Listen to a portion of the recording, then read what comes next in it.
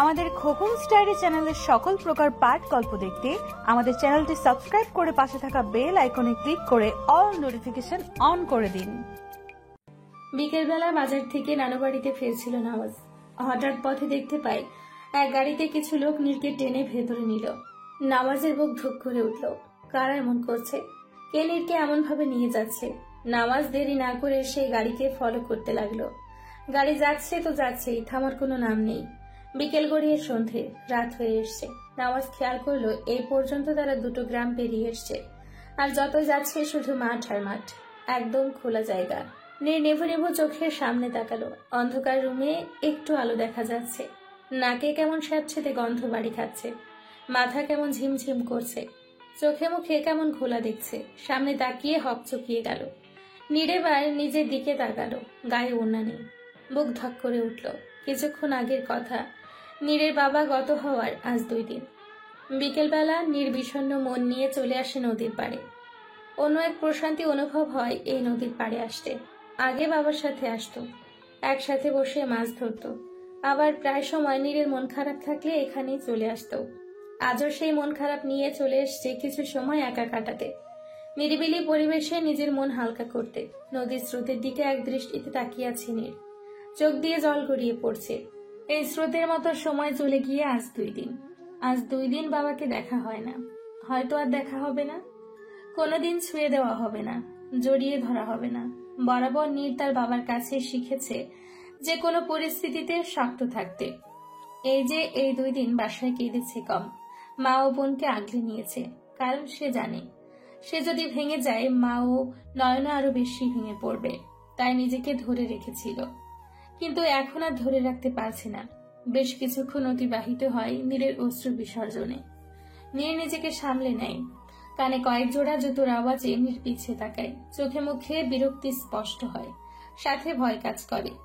এই জায়গাটা একটু নিরিবিলি, বলা চলে মানুষের আনাগোনা কম। নীর পাখি, তোমার কি মন খারাপ? দেখো, আমি আইছি আমার নীর পাখির জন্য। আমার সাথে সময় কাটাও, মন ভালো হইব। জুনাইদের কথায় নীরের বিরক্ত ভাব আরো বেড়ে গেল। শান্ত গলায় বলল, আমার মন ভালো করার জন্য আপনার সাথে সময় কাটানোর প্রয়োজন নেই। নীর এক পা আগে বাড়াতেই জুনাইদ বাধা দিল। ঠোঁটে বিশ্রী হাসি ফুটিয়ে বলল, নীর পাখি, এত দেমাক কেন তোমার? একটু বসো, তোমার সাথে 2টা কথা কই। তুমি আমার গায়ে মলম লাগাও, আমি তোমার গায়ে মলম লাগাই। দুইজনে দুইজনের সাথে একটু মিশি। দেখুন, আমার বাসায় যেতে হবে, যেতে দিন আমায়। আপনি আপনার মতো থাকুন, আমাকে আমার মতো থাকতে দিন। আপনি অযথা বাড়াবাড়ি করবেন না। এবার জুনাইদ নীরের হাত ধরল। নীর হাত ছাড়িয়ে ঠাস করে চড় বসিয়ে দিল। এসব বেয়াদবকে 2-4টা চড় না মারলে হয় না। কিন্তু পরক্ষণে জুনাইদ নীরের গাল চেপে ধরে বলল, শালি, এত কিসের দেমাক? তুই আমারে আগেও চর দিছস, কিন্তু তোরে সাইরা দিছি। মনে করছিলাম তোর লগে একটু কথা কমো, কিন্তু না, তুই আবার আমারে চর মারলি। তোরে এখন বোঝামো আমি কি জিনিস। বলেই তার পাশে দাঁড়ানো এক ছেলেকে চোখে ইশারা করলো। নীরকে গাড়ির ভেতরে বসানো হলো। নীরের হাত পা বেঁধে দেওয়া হলো। এরপর আর নীরের কিছুই মনে নেই। নীর সামনে বসে থাকা ব্যক্তিকে বলল, আমাকে ছেড়ে দিন জুনায়েদ ভাই, আমি তো আপনার কোনো ক্ষতি করিনি। আহা, তুই আমার কোনো ক্ষতি করস নাই শালি। 2-2বার চর মারছস। কথা কইতে চাইলে দেমাক দেখাস। আজকে এক্কেবারে তোর সব গরম বের করুম। সবার সামনে তোর ইজ্জতের 12টা বাজাম। বলেই কেমন বিশ্রী ভাবে জুনায়েদ হাসতে লাগলো। নীর চোখ দিয়ে জল গড়িয়ে পড়ল। আজকে কি তবে সব শেষ? ভাই, এই ঝালমরিচের সব ঝাল বের করবেন, সব তেজ বের কইরা ওর সম্মান শেষ করবেন। নীর পাশে দাঁড়িয়ে থাকা ছেলের দিকে ছলছল চোখে তাকালো। ছেলেটাকে দেখে বোঝা যাচ্ছে নেশাখোরের মতো। নীর আকতি মাখা কণ্ঠে বলল, আপনার তো বাসায় মা বোন আছে, আমিও তো আপনার বোনের সমান, আমাকে যেতে দিন। জুনায়েদ নীরের সামনে সে গাল চেপে ধরে 2 চোখ বড় করে বলে, নিজের সাথে আমার বোনের তুলনা করবি না। আর এত ভয় পাইতেছস কেন? দেখবি প্রথমে একটু খারাপ লাগলেও পরে হেব্বি মজা পাবি। আহা, আজকে তোরে নিঃস্ব করুম। তোর গায়ে ভালোবাসার কলঙ্কের দাগ লাগাইমো। শরমে কাউরে মুখ দেখাইতে পারবি না। নীরের চোখ দিয়ে অনবরত পানি পড়ে যাচ্ছে। মনে মনে দোয়া করলো যেন আল্লাহ একটু সহায় হয়। আল্লাহ তো মান সম্মানের মালিক, আল্লাহ যেন মান সম্মান রক্ষা করে। নীরের পায়ের বাঁধন খুলে দেওয়া হলো। নীর মনে একটু সাহস পেল। এখনো সুযোগ আছে, সুযোগের ব্যবহার করতে হবে, নিজেকে শক্ত রাখতে হবে। নীরকে এক বিছানায় শুয়ে দেওয়া হলো। নীরের পুরো শরীরের দিকে বাজেভাবে দৃষ্টি নিক্ষেপ করলো জোনায়েদ। বাকি লোকেদের বাইরে বের হতে বলল। তারা ইশারা মতো সবাই বাইরে বের হলো। জোনায়েদ নীরের সাথে ধস্তাধস্তি শুরু করলো। নীর সাধ্য মতো নিজেকে রক্ষা করার চেষ্টা চালালো। জোনায়েদের নখ দিয়ে নীরের গলায় খামচি লাগালো। নীরের হাতের কাছে জামার অংশ ছিঁড়ে গেল। ব্যথায় নীর আর্তনাদ করলো। তবুও নীর নিজেকে সামলে নেওয়ার চেষ্টা চালালো। কিন্তু যতই সময় যাচ্ছে নীর শক্তি কমে যাচ্ছে। যতই হোক, ছেলে মানুষের শক্তির সাথে একা একটা মেয়ের শক্তি কিছুই না। আস্তে আস্তে নীর নিস্তেজ হতে শুরু করলো। চোখ যখন বন্ধ হলো তখন নওয়াজের ফেস ভেসে উঠল। আগেও যতবার বিপদে পড়েছে নওয়াজ সামলে নিয়েছে। আজ নওয়াজকে মনে পড়ছে নীরের। নওয়াজকে খুব প্রয়োজন। নীর চোখ বন্ধ থাকা অবস্থায় শুধু এতটুকুই বিড়বিড় করলো, নওয়াজ, নওয়াজ কোথায়? আপনি কি এবার আমাকে সাহায্য করবেন না? নীরের নওয়াজকে খুব প্রয়োজন। নওয়াজ নীরের দিকে তাকিয়ে আছে। নীর বিছানায় বসে মাথা হাঁটুর উপর গুজে রেখেছে। দুজনেই নীরব, মুখ দিয়ে কোনো কথা বের হচ্ছে না। কথা বলবে কি করে? এই যে এত বড় এক কাণ্ড হলো, এটা তো সহজে মেনে নেওয়া সম্ভব না। বড় কথা হলো এখন যা হলো তার জন্য কেউ দায়ী নয়। হয়তো পরিবেশ পরিস্থিতি চাইতো বলেই হয়েছে। আর নওয়াজই বা কি করতো? তার তো করার কিছুই ছিল না।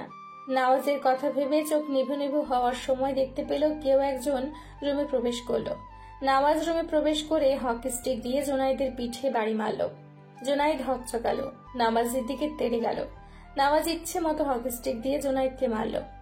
জানোয়ারের বাচ্চা, তোর সাহস কি করে হয় নীরকে ছুঁয়ে দেখার? তোরা যেমন অবস্থা করবো যে জীবনে আর কোনো মেয়ের দিকে তাকানোর সাহস পাবি না। নওয়াজের চোখে মুখে যেন হিংস্রতার ছাপ স্পষ্ট। পুরো মুখ লাল বর্ণ ধারণ করে আছে। হাতের পেশিগুলো ফুলে উঠেছে। জোনায়েদ এবার নওয়াজের বুক বরাবর লাথি দিল। নওয়াজ টাল সামলাতে না পেরে পড়ে গেল। হাত পড়ল মদের বোতলের উপর। বোতল ভেঙে কাঁচ নওয়াজের হাতে ঢুকে গেল। হাত কেটে রক্ত বের হলো। নওয়াজ উঠে এক হাতে হকি স্টিক দিয়ে জোনায়েদের মাথায় বাড়ি দিল। জোনায়েদ মাটিতে লুটিয়ে পড়ল। নওয়াজ দ্রুত নীরের কাছে চলে গেল। শুকনো মুখ দেখে ভেতরে মোচড় দিয়ে উঠল। নীরকে কোলে তুলে নিল নওয়াজ। নীরকে গাড়ির সামনে বসিয়ে ড্রাইভিং শুরু করলো। নীরের জ্ঞান নেই। বেশ কয়েকবার ডাকার পর নীরের কোনো আওয়াজ পাওয়া গেল না। নওয়াজ ড্রাইভিং করছে তো করছে, আশেপাশে কিছু দেখা যাচ্ছে না, শুধু ঘন গাছ ও মাঠ। নওয়াজ ড্রাইভিং স্পিড আরো বাড়িয়ে দিল। ড্রাইভিং করার মাঝে গাড়ি বন্ধ হয়ে গেল। নওয়াজ বের হয়ে দেখলো টায়ার পাঞ্চার হয়েছে। ইস, বিপদের উপর বিপদ। এখন এই খালি রাস্তায় কিছু দেখা যাচ্ছে না। আর এভাবে খালি রাস্তায় একটা মেয়েকে নিয়ে থাকাও ঠিক না। সাথে থাকা ফোন কোথায় ফেলেছে তাও মনে নেই। ফোন থাকলে হয়তো কোনো ব্যবস্থা হতো। নওয়াজ নীরের কাছে গিয়ে বেশ কিছুক্ষণ ডাকলো, কিন্তু নীরের কোনো শব্দ নেই। নওয়াজ নীরকে কোলে তুলে নিল। বেশ কিছুক্ষণ হাঁটার পর এক বাড়ি দেখতে পেল। লাইট ঝলমল করছে বাড়িতে। নওয়াজ সে বাড়ির দিকে এগিয়ে গেল। বাড়ির উঠোনে দাঁড়ানো মাত্রই সকলে তাদের দিকে তাকালো।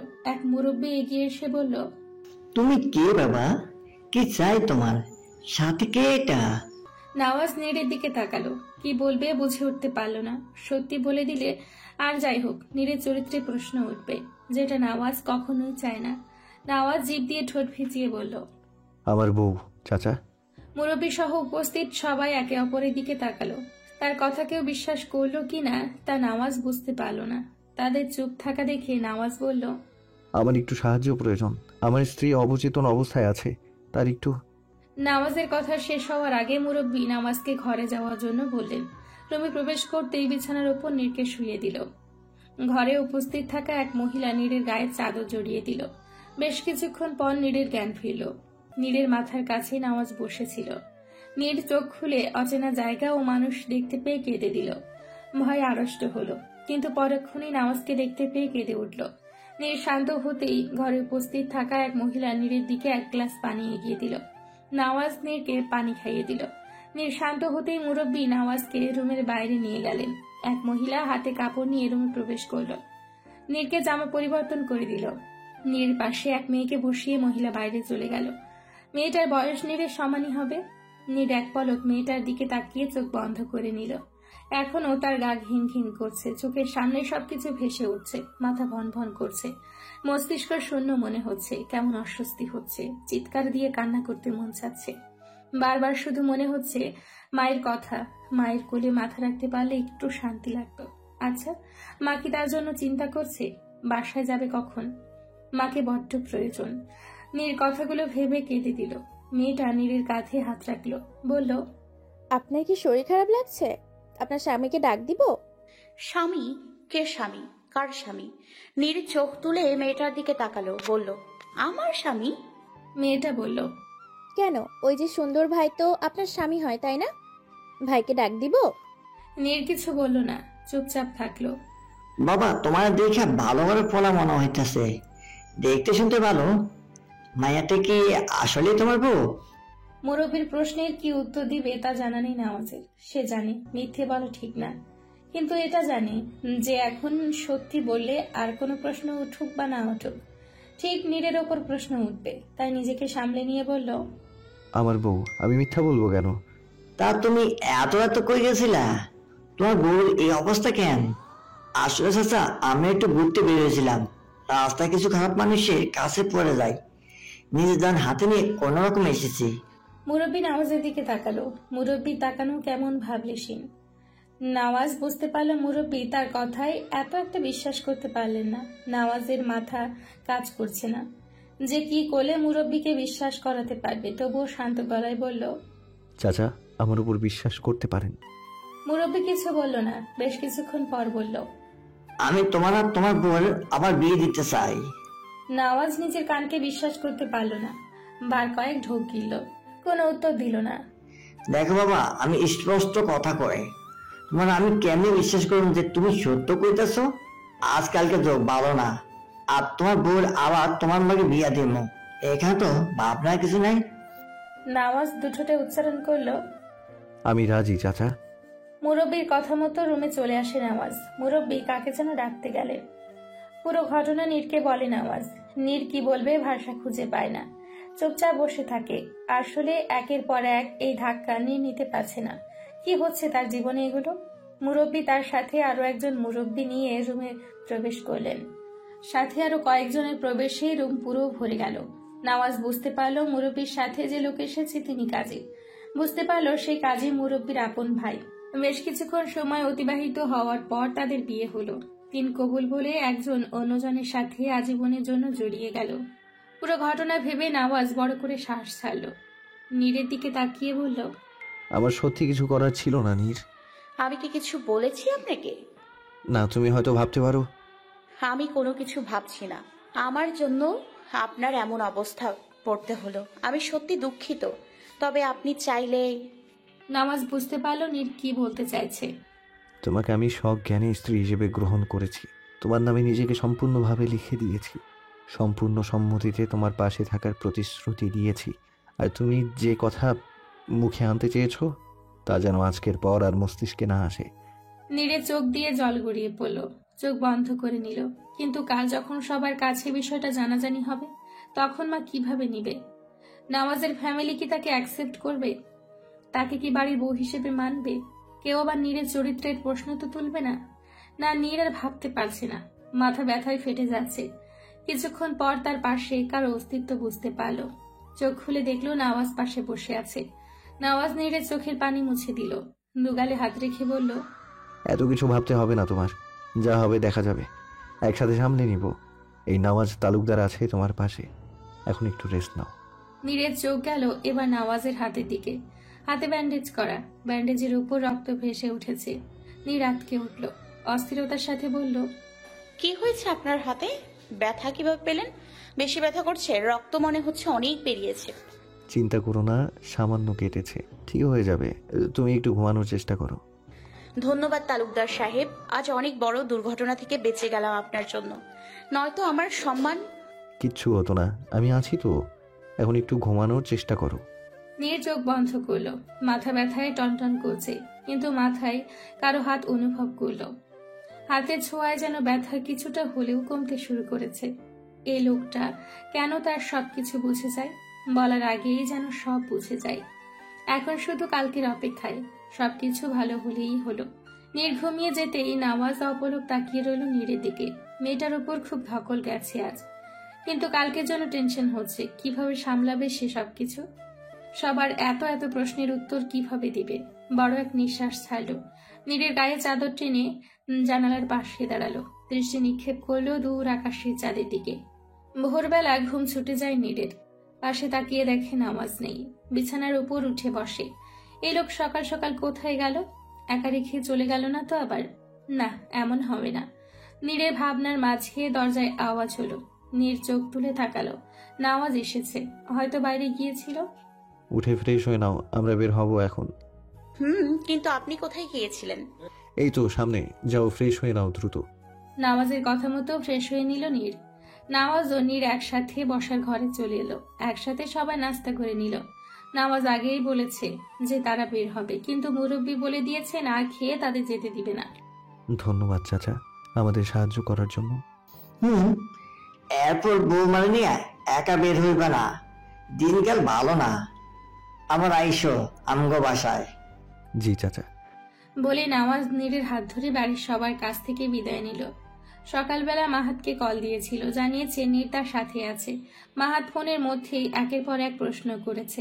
নামাজ বলেছে বাসায় ফিরে সবকিছু জানাবে। সকাল থেকে সাজেদা বেগমকে একের পর এক প্রশ্নের সম্মুখীন হতে হচ্ছে। কাল রাতেই জানাজানি হয়েছে নীরকে পাওয়া যাচ্ছে না। সাজেদা বেগম কি করবেন তাও বুঝতে পারছেন না। কোথায় তার মেয়ে? কোনো খারাপ কিছু আবার হবে না তো তার সাথে? একের পর এক মানুষ তার বাসার উঠোনে উপস্থিত হচ্ছে।